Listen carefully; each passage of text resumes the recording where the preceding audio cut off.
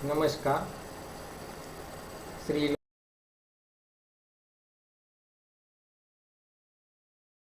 Lakshmi high school આદિ વિજ્ઞાન પ્રકરણ 8 કુદરતી સંસાધન. વિદ્યાર્થી મિત્રો, અગાઉ આપણે ધોરણ 8ની અંદર ઘણું બધું ભણી ગયા. આજે આપણે વાત કરવાની છે કુદરતી સંસાધન. આ પ્રકરણની અંદર આપણે ઘણું બધું શું શીખશો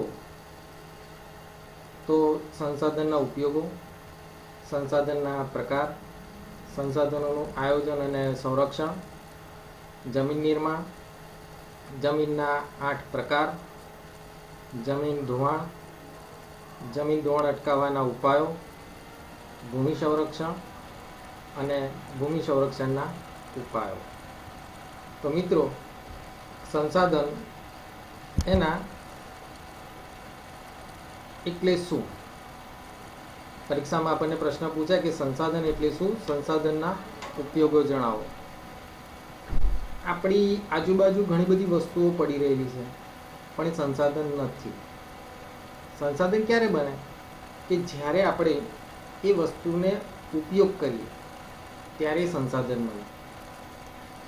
એટલે કે સંસાધન એટલે જે વસ્તુ પર માનવી આશ્રિત કે આધારિત હોય, જેનાથી માનવીની જરૂરિયાતો પૂરી થતી હોય અને માનવી પાસે તેનો ઉપભોગ કરવાની શારીરિક કે બૌદ્ધિક ક્ષમતા હોય, અર્થાત કોઈ પણ વસ્તુ માનવીની જરૂરિયાતો પૂરી કરવા ઉપયોગમાં લેવાય ત્યારે તેને સંસાધન કહે છે.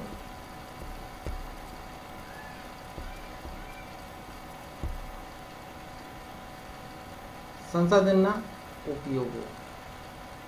સંસાધનો માનવીને અનેક રીતે ઉપયોગી છે. માનવીના દરેક તબક્કે સંસાધનો એક યા બીજી રીતે ઉપયોગી બને છે.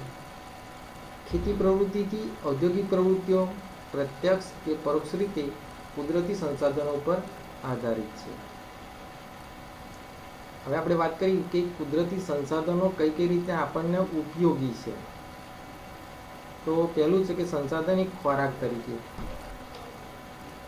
માનવીની ખોરાકની જરૂરિયાતો વિવિધ સંસાધનો દ્વારા આપણે પૂર્ણ કરીએ છીએ.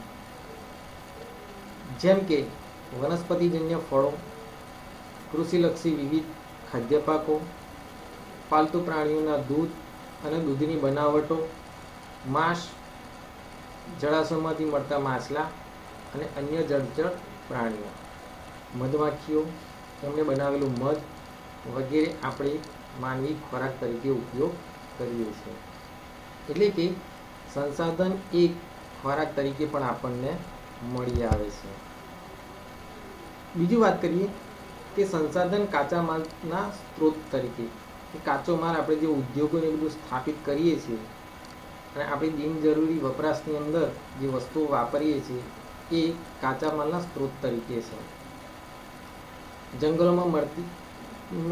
જંગલોમાંની અંદરથી મળતી આર્થિક દ્રષ્ટિએ ઉપયોગી વિવિધ પેદાશો, ખેતી દ્વારા પ્રાપ્ત થતા વિવિધ ખાદ્ય પાકો, પાલતુ પ્રાણીઓના દ્વારા મળતું દૂધ, માંસ, ઊન અને ચામડું તેમજ ખનિજ અયસ્કો વગેરે ઉત્પાદનો અનેક ઉદ્યોગમાંથી કાચા માલના સ્ત્રોત તરીકે ઉપયોગમાં લેવાય છે.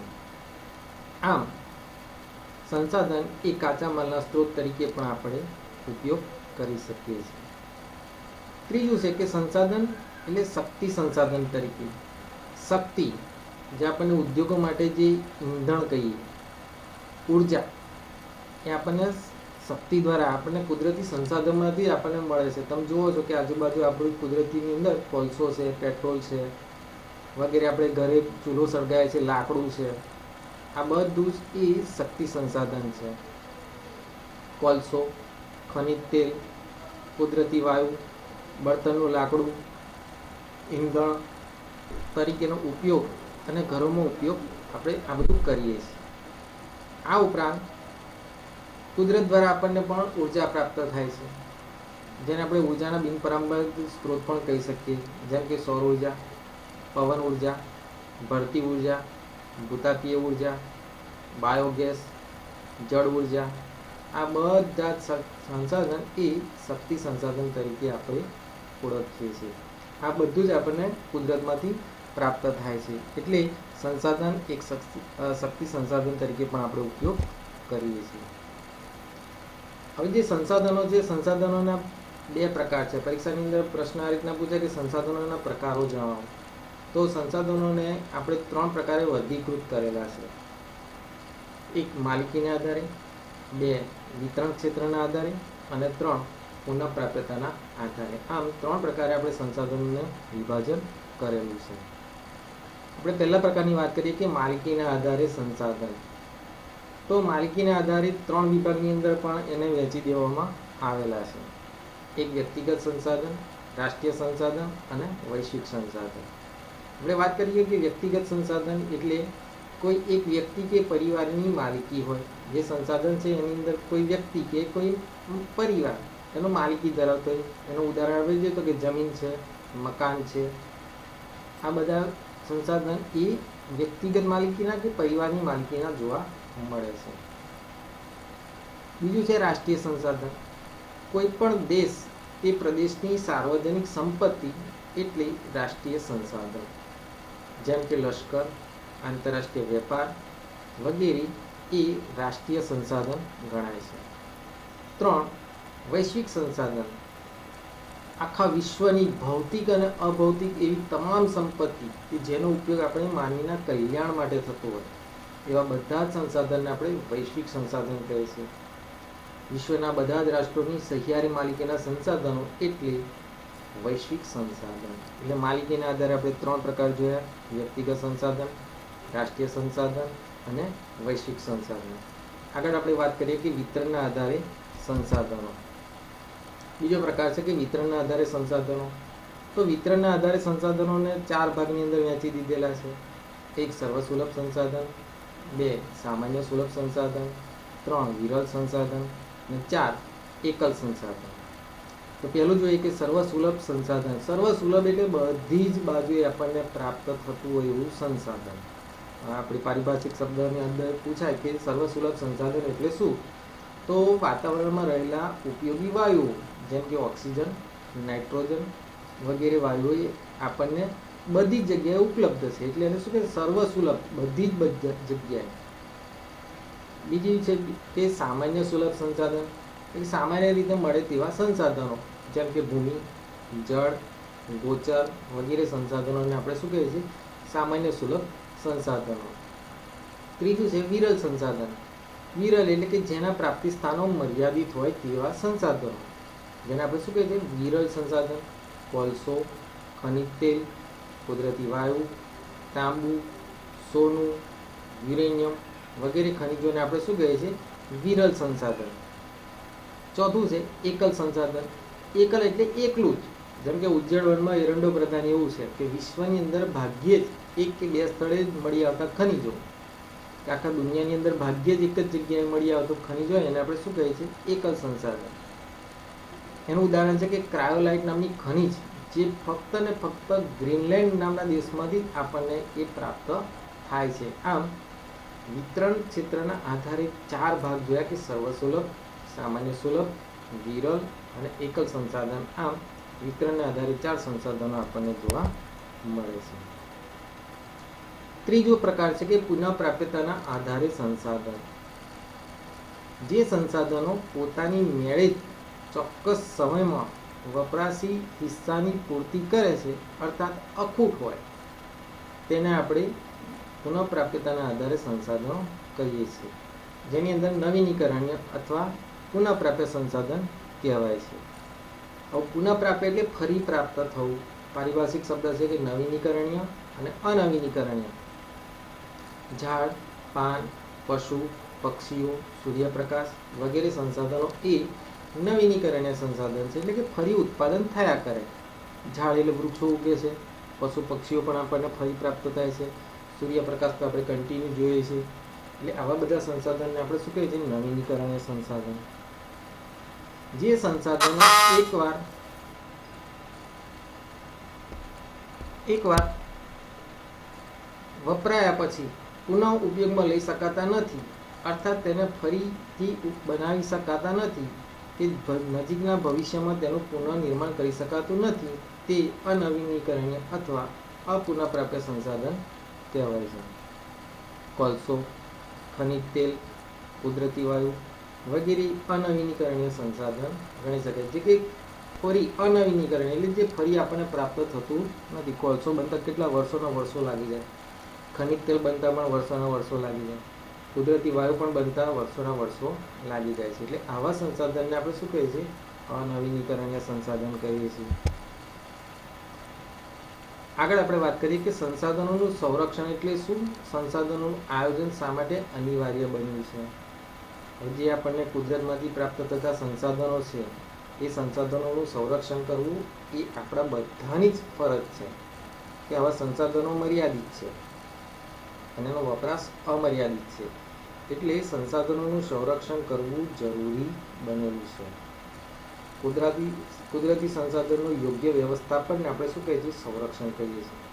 માનવીની જરૂરિયાતો અમર્યાદિત છે અને સંસાધનો મર્યાદિત છે. છેલ્લા 100 વર્ષની વાત કરીએ તો માનવીએ વિજ્ઞાન અને ટેકનોલોજી ક્ષેત્રે ખૂબ જ વિકાસ કર્યો છે, હરણફાળ વિકાસ કર્યો છે.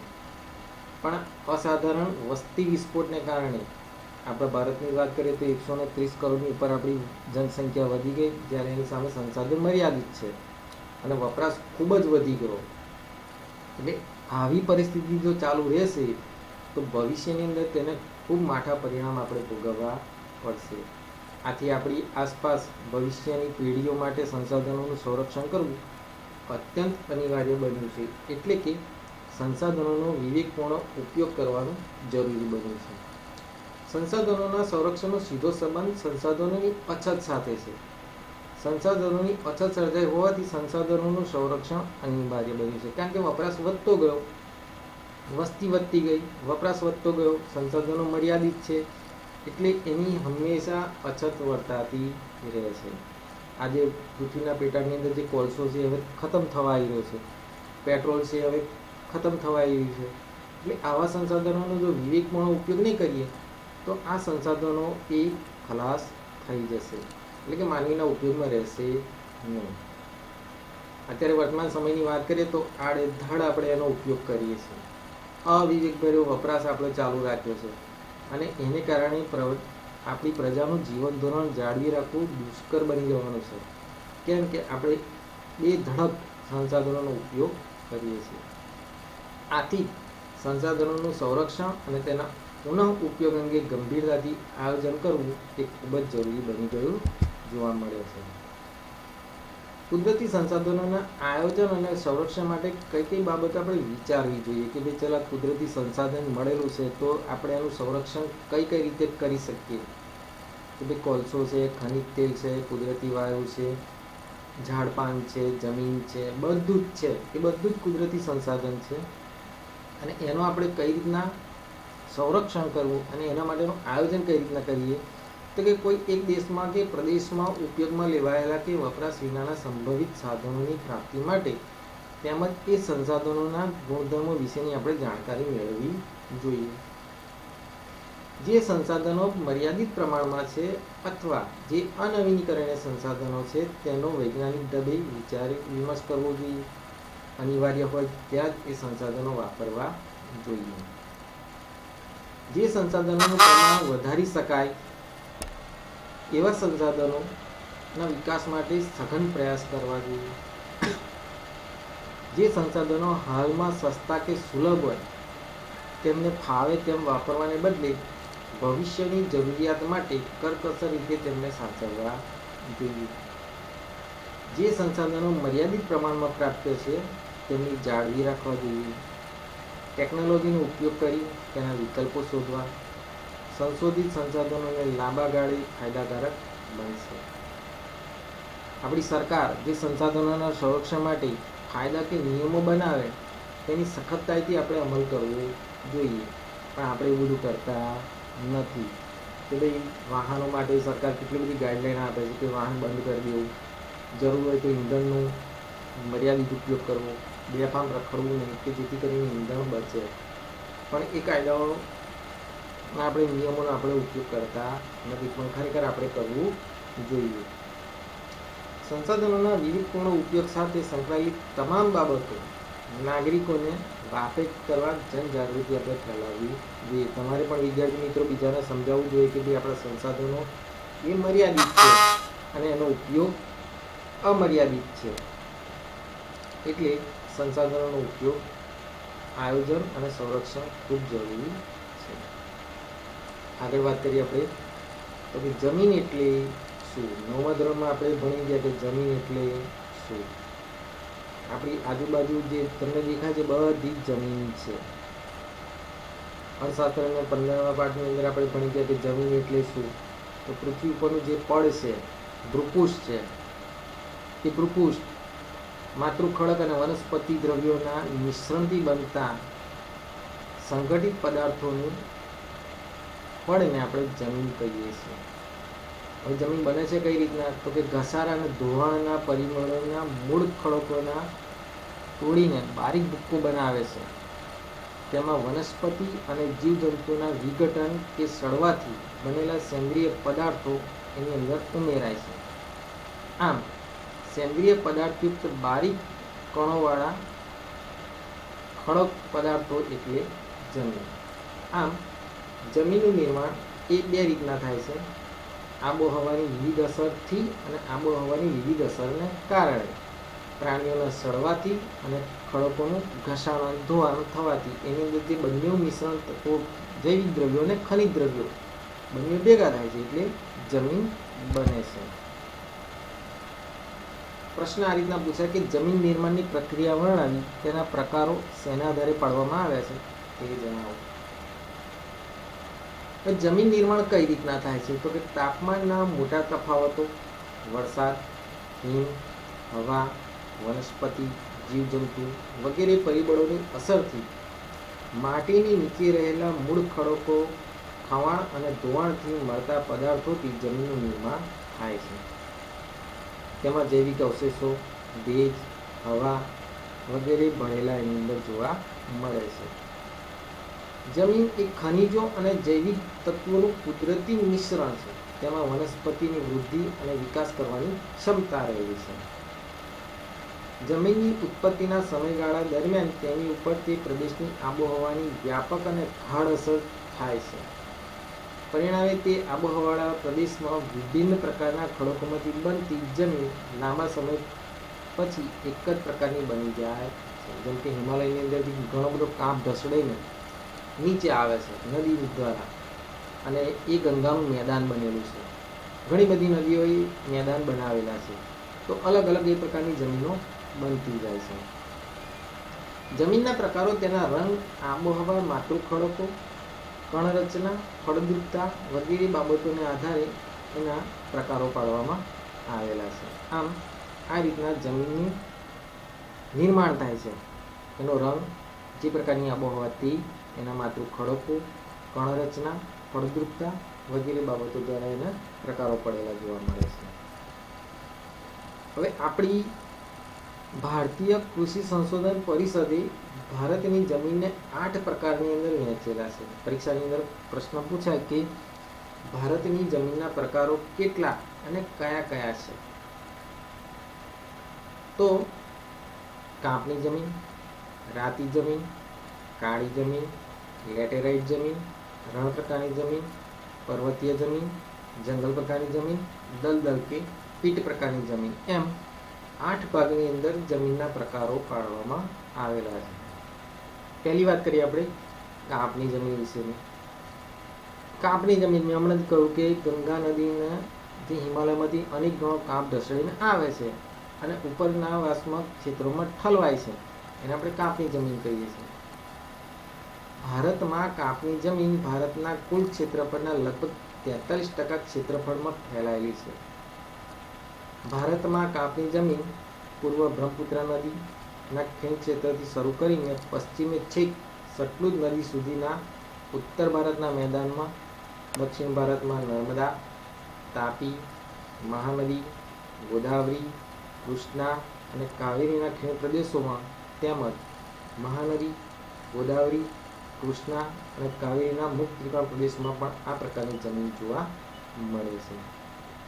હવે જે કાપની જમીન છે, કાપની જમીનના લક્ષણો કયા, કે આપણે કઈ રીતના ઓળખીએ કે ભાઈ આ કાપની જમીન છે? તો આ જમીન નદીઓએ પાથરેલા કાપથી બનેલી છે. આ જમીનની અંદર પોટાશ, ફોસ્ફરિક એસિડ અને ચૂનાનું પ્રમાણ વધુ છે, જ્યારે નાઇટ્રોજન અને હ્યુમસનું પ્રમાણ ખૂબ ઓછું હોય છે. આ જમીનની અંદર જો જુદા જુદા કઠોળના પાક લેવામાં આવે તો જમીનમાં નાઇટ્રોજનનું પ્રમાણ વધારી શકાય છે. કાપની જમીનમાં કયા કયા પાક થાય? તો કે ઘઉં, ડાંગર, શેરડી, શણ, કપાસ, તેલીબિયા વગેરે કાપની જમીનની અંદરથી પાક લેવામાં આવે છે. હવે બીજી વાત કરી કે ભારતની રાતી અથવા લાલ જમીન વિશે માહિતી આપો. રાતી જમીન, આ જમીન એને લાલ જમીન પણ કહે છે. ભારતના કુલ ક્ષેત્રફળના લગભગ 19% ક્ષેત્રફળની અંદર આ જમીન આવેલી છે. ભારતમાં રાતી અથવા લાલ જમીન દક્ષિણના દ્વિકલ્પીય પ્રદેશોમાં તમિલનાડુથી ઉત્તરે બુંદેલખંડ સુધી, પૂર્વે રાજમહેલની ટેકરીઓ સુધી અને પશ્ચિમે કચ્છ સુધી આ રાતી જમીન ફેલાયેલી છે. આ જમીન રાજસ્થાનમાં ઉદયપુર, ચિત્તોડગઢ, ડુંગરપુર, બાંસવાડા, ભીલવાડા વગેરે જિલ્લાઓની અંદર પણ આ જમીન જોવા મળે છે. હવે આ જમીનને ઓળખીએ કઈ રીતના કે ભાઈ જમીન રાતી છે, લાલ જમીન છે, એના લક્ષણો કયા કયા? તો કે આ જમીનમાં ફેરિક ઓક્સાઇડ હોવાથી તેનો રંગ લાલ છે, તેમાં નીચે જતા તે પીળા રંગની બની જાય છે. આ જમીનમાં ચૂનો, કાંકરા અને કાર્બોનેટ હોતા નથી. આ જમીનમાં મેગ્નેશિયમ, ફોસ્ફેટ, નાઇટ્રોજન અને પોટાશની ઉણપ જોવા મળે છે. રાતી અથવા લાલ જમીનમાં કયા કયા પાક લઈ શકાય? તો કે ઘઉં, કપાસ, બાજરી, જુવાર, અળસી, મગફળી અને બટાકા જેવા પાક આપણે આ જમીનની અંદરથી લઈ શકીએ. તો પહેલી આપણે જમીન જોઈ કાપની જમીન, બીજી આપણે જમીન જોઈ રાતી અથવા લાલ જમીન. હવે આપણે આગળ વાત કરીએ ત્રીજી જમીન, તો કાળી જમીન. કાળી જમીનને કપાસની જમીન કહે છે, રેગુડ જમીન કહે છે. બરાબર. તો ભારતની અંદર કાળી જમીન ભારતના કુલ ક્ષેત્રફળના લગભગ 15% ક્ષેત્રફળની અંદર આ કાળી જમીન જોવા મળે છે. હવે આ જમીનનું નિર્માણ કઈ રીતના થાય છે? તો કે આ જમીનના નિર્માણમાં દખ્ખણના લાવાઈ ખડકો અને આબોહવા મુખ્ય ભાગ ભજવે છે. કાળી જમીન દખ્ખણ ભારતના ઉચ્ચ પ્રદેશમાં એટલે કે મહારાષ્ટ્ર, પશ્ચિમી મધ્યપ્રદેશ, આંધ્રપ્રદેશ અને કર્ણાટકના કેટલાક વિસ્તારોની અંદર આ કાળી જમીન આવેલી છે. આપણે ગુજરાતની વાત કરીએ તો ગુજરાતની અંદર કયા કયા વિસ્તારોની અંદર કાળી જમીન આવેલી છે? તો કે સુરત, ભરૂચ, નર્મદા, વડોદરા, તાપી અને ડાંગ વગેરે જિલ્લાઓની અંદર આ કાળી જમીન આવેલી છે. હવે આપણે એને ઓળખવી કઈ રીતના, એના લક્ષણો કયા છે કે આ જમીન કાળી છે? તો આ જમીનની અંદર લોહ, ચૂનો, કેલ્શિયમ, પોટાશ, એલ્યુમિનિયમ અને મેગ્નેશિયમ કાર્બોનેટનું પ્રમાણ વધારે હોય છે. આ જમીન ફળદ્રુપ અને ચીકણી હોય છે. તેનો ભેજ લાંબા સમય સુધી જાળવી રાખવાની ક્ષમતા ધરાવે છે અને જ્યારે ભેજ સુકાય છે ત્યારે એની અંદર ફાટો કે તિરાડો પડતી જોવા મળે છે. આ જમીનમાં કયા કયા પાક થાય? તો કાળી જમીનની અંદર કપાસ, અળસી, સરસવ, મગફળી, તમાકુ તેમજ અડદ જેવા કઠોળના પાક આપણે લઈ શકીએ.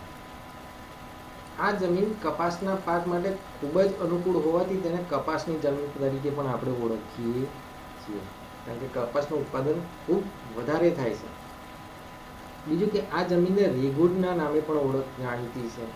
એટલે કપાસની જમીનને એટલે કે કાળી જમીનને બે રીતે ઓળખાય છે, કપાસની જમીન અને બીજી છે રેગુડની જમીન. આપણે આગળ જોયું કે કાપની જમીન, રાતી જમીન અને કાળી જમીન. આગળ વાત કરીએ આપણે બીજી જમીનની, તો પરીક્ષાની અંદર 2 ગુણ કે 3 ગુણની અંદર પ્રશ્ન પૂછાય છે કે લેટેરાઇટ જમીન એટલે શું, તેના વિશે નોંધ લખો. લેટેરાઇટ એટલે કે પડખાવ જમીન. લેટેરાઇટ જમીનનું નામ લેટિન ભાષાના શબ્દ લેટર એટલે કે ઈટ ઉપરથી પડેલું છે. ભારતમાં આ જમીન દક્ષિણ ભારતના ઉચ્ચ પ્રદેશના ઊંચાણવાળા ભાગોની અંદર આ જમીન જોવા મળે છે. હવે આપણે આ જમીનને ઓળખીએ કઈ રીતના, એના લક્ષણો કયા કયા છે કે ભાઈ આ જમીન લેટેરાઇટ છે? તો એક કે તેનો લાલ રંગ અને એમાં રહેલા આયર્ન ઓક્સાઇડને આભારી છે. આ જમીનનું નિર્માણ સૂકી અને ભેજવાળી આબોહવાના પરિવર્તનથી અને સિલિકામાં પદાર્થોના ઘસારણથી થયેલું છે. તે ભીની થાય ત્યારે માખણ જેવી મુલાયમ અને સુકાય ત્યારે સખત બને છે. એની અંદર મુખ્યત્વે લોહ તત્વ, પોટાશ અને એલ્યુમિનિયમનું પ્રમાણ વધારે છે. આ જમીનમાં જૈવિક દ્રવ્યોનું પ્રમાણ ઓછું હોવાથી તે ઓછી ફળદ્રુપતા ધરાવે છે. એની અંદર ખાતરો નાખીને કપાસ, ડાંગર, શેરડી, રાગી, ચા, કોફી, કાજુ વગેરે આપણે પાકો લઈ શકીએ છીએ. એટલે કે લેટેરાઇટ જમીનને આપણે બીજા નામે પણ ઓળખીએ છીએ કે પડખાવ જમીન, ખાજગિયા અથવા જોડતું. એની અંદર આ પ્રશ્ન પૂછાય કે લેટેરાઇટ જમીનને ખાજગિયાના નામે પણ ઓળખીએ છીએ, તો પડખાવ જમીન. અથવા ઊંધી રીતે પૂછે કે પડખાવ જમીનને કયા નામે ઓળખાય છે, તો લેટેરાઇટ. જોડકાની અંદર ખાજગિયા કે ખરા ખોટાની અંદર પણ આ પૂછાઈ શકે અને 2 ગુણના પ્રશ્નની અંદર પણ પૂછાઈ શકે. નેક્સ્ટ વાત કરીએ તો આપણે રણ પ્રકારની જમીન વિશે ટૂંકમાં માહિતી આપો. રણ પ્રકારની જમીન એટલે શું? તો ભારતમાં રણ પ્રકારની જમીન રાજસ્થાન, હરિયાણા અને દક્ષિણ પંજાબના શુષ્ક ક્ષેત્રની અંદર આવેલી છે. આપણે અમે સામાન્ય વાત કરીએ છીએ કે રાજસ્થાનનું રણ, કચ્છનું રણ, બરાબર. આમાંથી કેટલાક વિદ્યાર્થીઓ રણ જોયેલું પણ હશે, બરાબર, કે એની અંદર કોઈ પાક તમને જોવા મળશે નહીં. ઉજ્જડ વેરાણ પ્રદેશ જોવા મળશે. તો ગુજરાતમાં કચ્છ અને સૌરાષ્ટ્રના કેટલાક વિસ્તારોમાં આ પ્રકારની જમીન આવેલી છે. આ જમીન સૂકી, અર્ધસૂકી આબોહવાવાળા વિસ્તારોની અંદર જોવા મળે છે. સૂકી અને અર્ધસૂકી આબોહવા આ વિસ્તારોમાં આ જમીન ખાસ જોવા મળે છે. હવે આ જમીનને ઓળખવી કઈ રીતના, કે ભાઈ આ જમીન એ રણ પ્રકારની કઈ રીતના છે? તો તે રેતાળ અને ઓછી ફળદ્રુપ છે. એની અંદર કેટલાક ક્ષેત્રોમાં ક્ષાર કણોની અધિકતા અને જૈવિક દ્રવ્યની ઉણપ જોવા એની અંદર મળે છે. જે વિસ્તારોની અંદર સિંચાઈની સગવડો થઈ છે ત્યાં આગળ અહીંયા જુવાર અને બાજરીનો પાક લેવામાં આવે છે. એટલે સિંચાઈ કરવામાં આવે તો આ જમીન પાક માટે પણ અનુકૂળ થઈ શકે છે. એટલે પ્રશ્ન પૂછાય કે રણ પ્રકારની જમીન વિશે ટૂંકમાં માહિતી આપો. 2 ગુણની અંદર આ પ્રશ્ન પણ પૂછાઈ શકે છે. આગળ વાત કરીએ આપણે તો પર્વતીય જમીન.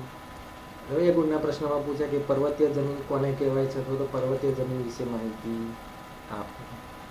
ભારતમાં હિમાલયની ખીણો અને ઢોળાવના ક્ષેત્રોમાં લગભગ 2700 થી 3000 મીટરની ઊંચાઈ ઉપર અને હિમાલય તથા પૂર્વની પર્વત શ્રેણીઓ ધરાવતા જમ્મુ કાશ્મીર, હિમાચલ પ્રદેશ, ઉત્તરાખંડ, સિક્કિમ, દાર્જિલિંગ, અરુણાચલ પ્રદેશ તેમજ અહીંયા આ પ્રકારની જમીન જોવા મળે છે. હવે અહીંયા કયા પ્રકારના વૃક્ષો થાય છે, તો કે દેવદાર, ચીડ, પાઇનના વૃક્ષો આ વિસ્તારમાં આવેલી જમીનમાં થાય છે. આ જમીનને પહાડી જમીન તરીકે ઓળખવામાં આવે છે. હવે આ જમીનને ઓળખવી કઈ રીતના? આમ તો આપણે જોઈએ કે પહાડ એટલે પહાડી જમીન, પર્વતીય જમીન. આ જમીનનું સ્તર પાતળું અને અપરિપક્વ હોય છે. એની ઉપર કે નીચે તો પથ્થર જ હોય છે, એટલે એની જમીન ઉપરનું પણ પાતળું અને અપરિપક્વ હોય છે. જંગલોવાળા ભાગોમાં આ જમીન જૈવિક દ્રવ્યોનું પ્રમાણ વધારે જોવા મળે છે. આપણે એ રીતના આ જમીનને ઓળખી શકીએ છીએ. આગળ વાત કરીએ આપણે જંગલ પ્રકારની જમીન, અથવા તો 2 ગુણના કે 3 ગુણના પ્રશ્નમાં પૂછાય કે જંગલ પ્રકારની જમીન વિશે માહિતી આપો. તો જંગલ પ્રકારની જમીન એ હિમાલયના સંકુદ્રમ જંગલોના વિસ્તારમાં આશરે 3000 થી 3100 મીટરની ઊંચાઈ વચ્ચેના વિસ્તારોમાં તેમજ મધ્ય હિમાલયના તરાઈના ક્ષેત્રો અને સહ્યાદ્રી અને પૂર્વઘાટ વગેરે પ્રદેશોમાં આ જંગલ પ્રકારની જમીન આવેલી છે. એના લક્ષણો કયા કયા? કે ભાઈ જંગલ પ્રકારની જમીન છે તો જંગલોના વૃક્ષોના ખરેલા પાંદડાથી જમીન ઢંકાયેલી જોવા મળે છે અને એના પાન સડવાથી સેન્દ્રિય દ્રવ્યોનું પ્રમાણ વધતા જમીનનો ઉપરનો ભાગ કાળો બની જાય છે. જમીનના તળમાં નીચેની તરફ જતા આ કાળી જમીન ભૂરા કે લાલ રંગમાં બદલાઈ જાય છે. આ જમીન અત્યંત મર્યાદિત ક્ષેત્રો ધરાવતી હોય છે. જંગલ પ્રકારની જમીનમાં કયા કયા પાક લઈ શકાય? એટલે કે ચા, કોફી, તેજાના ઉપરાંત ડાંગર, ઘઉં, મકાઈ, જવ વગેરે પાકો આ જમીનની અંદર લેવામાં આવે છે. આગળની જમીનની વાત કરીએ તો દલદલ કે પીટ પ્રકારની જમીન, એના વિશે માહિતી આપતો 2 ગુણનો પ્રશ્ન પૂછી શકાય. હવે દલદલ કે પીટ પ્રકારની જમીન ક્યાં આવેલી છે, કેવા વિસ્તારોમાં છે? તો કે આ જમીન ભેજવાળા વિસ્તારોમાં જૈવિક પદાર્થોના સંગ્રહથી વિકસેલી છે. આ પ્રકારની જમીન ઓડિશા, પશ્ચિમ બંગાળ અને તમિલનાડુના દરિયા કિનારાના ભાગોમાં, ઉત્તર બિહારના મધ્ય ભાગમાં અને ઉત્તરાખંડના અલ્મોડા જિલ્લાની અંદર જોવા મળે છે. હવે આ જમીનને આપણે ઓળખીએ કઈ રીતના કે બે દલદલ કે પીટ પ્રકારની જમીન છે. તો એના લક્ષણો છે કે આ જમીનમાં જૈવિક પદાર્થો અને ક્ષારોની અધિકતા તથા ફોસ્ફેટ અને પોટાશની ઉણપ જોવા મળે છે. વર્ષા ઋતુ દરમિયાન આ જમીનમાં પાણીમાં ડૂબેલી હોય છે. પાણી ઓસરતા જમીન ખુલ્લી થતાં અહીં ડાંગરની ખેતી કરવામાં આવે છે. એટલે કે આ જમીન અત્યંત મર્યાદિત ક્ષેત્ર ધરાવતી જોવા મળે છે. આમ આપણે જમીનના 8 પ્રકારો જોયા. હવે જમીન ધોવાણ એટલે શું તે અટકાવવાના ઉપાયો. આ પ્રશ્ન પરીક્ષામાં દર વખત પૂછાતો હોય છે, મોટા ભાગે પૂછાય છે. જમીનનું ધોવાણ એટલે શું અને એને અટકાવવાના ઉપાયો. 2 ગુણ કે 3 ગુણની અંદર આ પ્રશ્ન પૂછાય છે. હવે જમીનનું ધોવાણ એટલે શું? તો કે જમીન ધોવાણ એટલે ગતિશીલ હવા અને પાણી દ્વારા જમીનની માટીના કણોનું ઝડપથી એક સ્થળેથી બીજા સ્થળે દૂર ખસેડાઈ જવું એટલે જમીન ધોવાણ. એટલે પવન દ્વારા, પાણી દ્વારા, વરસાદ દ્વારા જમીનની ઉપર જે કણો છે બધા કણો ધોઈને બીજે જતા રહે છે. રણ વિસ્તાર હોય તો પવન આવે તો રણ આગળ વધતું જાય છે. એટલે એને આપણે શું કહીએ છીએ? જમીનનું ધોવાણ. પાણી નદીઓમાં પૂર આવે તો જમીન ધોવાઈ જાય છે. હવે જમીન ધોવાણ અટકાવવાના ઉપાયો કે જમીન ધોવાણને આપણે કઈ રીતના અટકાવી શકીએ? તો કે જમીન પર થતી ચારણ પ્રવૃત્તિઓનું નિયમન કરવું જોઈએ. પશુઓ દ્વારા ચરાણ થાય છે, ચરાણને અટકાવવું જોઈએ. ઢોળાવાળી જમીનમાં સમુદ્રેખીય પગથિયાની તરાહથી એની રીતેથી વાવેતર કરવું જોઈએ. પડતર જમીનમાં વૃક્ષારોપણ કરવું જોઈએ. જ્યાં પાણીના વહેણના ખાડા પડ્યા હોય ત્યાં આળબંધો બાંધવા જોઈએ. પાણીનો વેગ ધીમો પાડવા ઢાળવાળા ખેતરમાં ઊંડી ખેડ કરવી જોઈએ. ખેતરોમાં ધોવાણ થતું અટકાવવા ખેતરની ફરતે પારા બાંધવા જોઈએ અને વૃક્ષારોપણ કરવું જોઈએ. આ પાળાઓ ખેતરના માટીને વહેતા પાણી દ્વારા બહાર ઘસડાઈ જતા અટકાવે છે અને એ રીતના આપણે જમીનને ધોવાણને અટકાવી શકીએ છીએ. વિદ્યાર્થી મિત્રો, આ જમીન ધોવાણ એટલે શું અને એને અટકાવવાના ઉપાયો આપણે જોયા. હવે આગળ વાત કરીએ કે ભૂમિ સંરક્ષણ એટલે શું? ભૂમિ સંરક્ષણના ઉપાયો જણાવો. આ પણ પરીક્ષામાં અગત્યનો પ્રશ્ન પૂછી શકે છે, મહત્વનો પ્રશ્ન છે. જમીન અને ભૂમિ. ભૂમિ સંરક્ષણ એટલે જમીનનું ધોવાણ અટકાવીને જમીનની ગુણવત્તા જાળવવી. ફરી એકવાર, ભૂમિ સંરક્ષણ એટલે જમીનનું ધોવાણ અટકાવી જમીનની ગુણવત્તા જાળવવી, તેને આપણે ભૂમિ સંરક્ષણ કહીએ છીએ. હવે ભૂમિ સંરક્ષણ માટેના કયા કયા ઉપાયો આપણે હાથ ધરી શકીએ? બાજુમાં ચિત્ર આપેલું છે. એ ચિત્રની અંદર તમે જોઈ શકો છો કે ભૂમિના સંરક્ષણ માટે શું કરેલું છે. તો પડતર જમીનો ઉપર જંગલો ઉગાડવા જોઈએ, કારણ કે વૃક્ષોના મૂળ જમીન કણોને જકડી રાખે છે. પર્વતીય ક્ષેત્રોમાં સીડીદાર ખેતરો બનાવી અને ઢાળવાળા વિસ્તારો પર વૃક્ષો ઉગાડીને ભૂમિ ધોવાણ અટકાવી તે ઓછું કરી શકાય છે. નદી ખીણોમાં થતું કોતર ધોવાણ અટકાવવા નદી પર બંધારા કે નાના નાના બંધો બાંધીને પ્રવાહની ગતિને મંદ કરી શકાય છે. તેમજ નદી કાંઠે વૃક્ષારોપણ કરીને કિનારાની જમીનનું ધોવાણ ઘણું ઘટાડી શકીએ છીએ. આગળ વાત કરીએ તો રણની નજીકના ક્ષેત્રોમાં વાતા પવનોને રોકવા માટે રણની ધાર ઉપર મોટા વૃક્ષો દ્વારા હારબંધ ઉગાડીને રક્ષક મેખલા પણ બનાવી શકીએ છીએ. નદીઓના પૂરને અન્ય નદીઓમાં વાળીને પૂરના પાણીથી સૂકી નદીઓ ભરીને પૂરને અંકુશમાં આપણે લઈ શકીએ છીએ. શુષ્ક અર્ધશુષ્ક વિસ્તારોની અંદર શુષ્ક અશુષ્ક પ્રદેશોમાં પશુઓ દ્વારા થતા અતિચારણને નિયંત્રિત કરીને ભૂમિ ધોવાણ અટકાવી શકીએ છીએ. ઢાળવાળી જમીન પર ક્ષિતિજ સમાંતર ખેડ કરવાથી જમીનનું ધોવાણ અટકાવી શકાય છે. ફળદ્રુપતા ગુમાવી બેઠેલી જમીનમાં સેન્દ્રિય પદાર્થો ફરી ઉમેરવા જોઈએ. આમ આપણે ભૂમિ સંરક્ષણ કરી શકીએ છીએ. હવે વિદ્યાર્થી મિત્રો, આપણે વાત કરી બધી કે જમીનના પ્રકારો. આપણે નકશા દ્વારા સમજીએ કે પરીક્ષાની અંદર 4 ગુણનો પ્રશ્ન નકશો પૂછાય છે. નકશાની અંદર એક વિગત જમીનના પ્રકારો પણ આવી શકે છે. તો અહીંયા આપણને તમે નકશાની અંદર જોઈ શકો છો કે જમીનના પ્રકારો આપણે જુદા જુદા કલરો દ્વારા અહીંયા બતાવેલા છે. હવે એમાં જે વ્હાઇટ કલર છે, કોઈ પણ નકશો જુઓ તો નકશાની અંદર એની સંજ્ઞા સૂચિ ખાસ જોવી કે સંજ્ઞા સૂચિ દ્વારા આપણે નકશાને સમજી શકીએ છીએ. નકશાની અંદર આપણી જમીન એટલે કે કાપની જમીન માટે આપણે જોઈએ તો જે વ્હાઇટ કલર છે, સફેદ કલર છે, એ સફેદ કલરને કાપની જમીન કહે છે. જેમ કે કયા રાજ્યની અંદર તો પંજાબ, હરિયાણા, ઉત્તર પ્રદેશ, બિહાર, આ બધા રાજ્યોની અંદર કાપની જમીન જોવા મળે છે.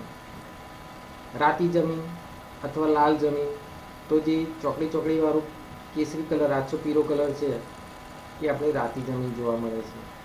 જેની અંદર ઝીણી ચોકડી આવેલી છે, બરાબર.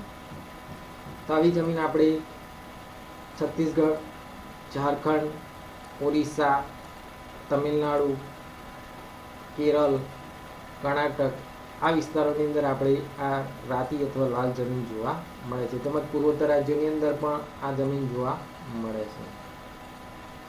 કાળી જમીન તો જે રાખોડી રંગની છે, કાળી જમીન છે.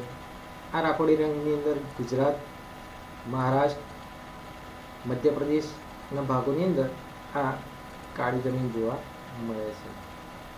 લેટેરાઇટ જમીન અથવા પડખાવ જમીન જે નકશાની અંદર લાલ કલર બતાવે છે, આ લાલ કલર એ લેટેરાઇટ એટલે પડખાવ જમીન કે વરસાદ અને એને કારણે પડ ધોવાઈ જાય છે. એટલે એ પશ્ચિમ ઘાટના પશ્ચિમ કિનારા ઉપર આપણને જોવા મળે છે. રાજસ્થાનની અંદર જોવા મળે છે. સાથે સાથે ઓરિસ્સાના ભાગોની અંદર પણ આપણને આ જમીન જોવા મળે છે. મેઘાલયની અંદર પણ આપણને આ પ્રકારની જમીન જોવા મળે છે. એટલે કે લેટેરાઇટ પડખાવ જમીન જેનું પડ ધોવાઈ જાય છે તે. આગળ વાત કરીએ તો રણ પ્રકારની જમીન જે પીળો કલર બતાવે છે. તો રણ પ્રકાર અમને સામાન્ય ખબર જ છે કે ભાઈ રણ ક્યાં છે તો કે રાજસ્થાનમાં. તો રાજસ્થાનના શુષ્ક વિસ્તારો, કચ્છના થોડા વિસ્તારોની અંદર, દક્ષિણ પંજાબ અને હરિયાણા ભાગની અંદર પણ આપણને આ રણ પ્રકારની જમીન જોવા મળે છે. હવે પહાડી જમીન જે લીલી ચોકડી છે તે, તો એ પહાડી જમીન બતાવે છે. તો ભારતના જમ્મુ કાશ્મીરના વિસ્તારોમાં, હિમાચલમાં, ઉત્તરાખંડમાં, સિક્કિમમાં, આસામ અને અરુણાચલ પ્રદેશની અંદર પણ આ પહાડી પ્રકારની જમીન જોવા મળે છે. તો વિદ્યાર્થી મિત્રો, આજે આપણે પ્રકરણ 8ના વિશે ઘણી બધી માહિતી મેળવી. પ્રકરણ 8ની અંદર આપણે સંસાધન એટલે શું, સંસાધનના પ્રકારો, સંસાધન નવીનીકરણીય, અનવીનીકરણીય, સંસાધનોનું આયોજન, સંસાધનોનું સંરક્ષણ, જમીન નિર્માણ, જમીનોના પ્રકાર, કાપની જમીન, રાતી જમીન, કાળી જમીન, લેટેરાઇટ જમીન, રણ પ્રકારની જમીન, પહાડી જમીન, જંગલ પ્રકારની જમીન અને દલદલીય જમીન, એના વિશે જોવું. જમીન ધોવાણ એટલે શું, એને અટકાવવાના ઉપાયો, ભૂમિ સંરક્ષણ અને ભૂમિ સંરક્ષણ માટેના ઉપાયો અને નકશાની વિગતો આપણે ખૂબ ધ્યાનથી નિહાળી. આભાર.